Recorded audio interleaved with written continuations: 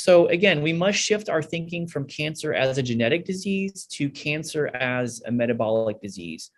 And there's good evidence today that the initial insults to cells don't actually damage the genes themselves, but actually damage other parts of the cell, such as the cell membrane and the mitochondria. So again, going back to high school biology, remember the cell membrane is that structure that surrounds a cell. It's typically made from fat and cholesterol, but it's important because it provides structure to the cell. It also has a big role to play in determining what is allowed in the cell as well as what's allowed out of the cell. So that cell membrane being healthy is very important. And then the mitochondria is located inside the cell. It's separate from the nucleus, but the mitochondria is the powerhouse of the cell. It determines the energy that is produced by the cell and for the cell. And so both the cell membrane and the mitochondria are very important in terms of dictating the health of the cell. They're also both very affected by environment. And so when we talk about poor lifestyle factors, a poor diet, lack of exercise, high stress, those parts of the cell are very responsive and can easily become damaged. And that is what ultimately leads to the genetic changes that we see when it comes to cancer forming. It's not typically a direct source of damage to the nucleus where the genes are located.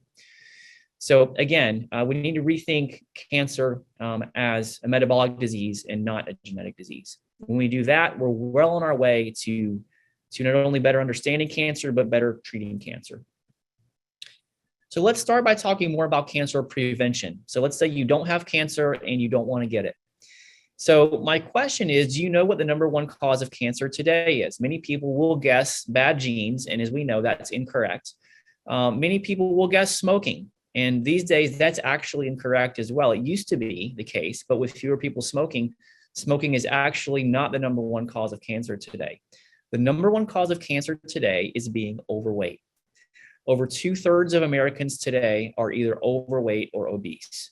Now, that's a staggering statistic, but it's true. And if we look around other parts of the world, we're seeing similar trends as well in terms of obesity. And that's especially true in first world countries where food is plentiful. So it's not surprising that as obesity in the population has increased, so have cancer rates. If you look at the charts of obesity going up and cancer going up, they mirror each other very closely. So let's talk a little bit about how being overweight causes cancer. So we know that when someone has excess fat on their body, they definitely tend to have more inflammation. And inflammation, as we know, is a major stressor on the body.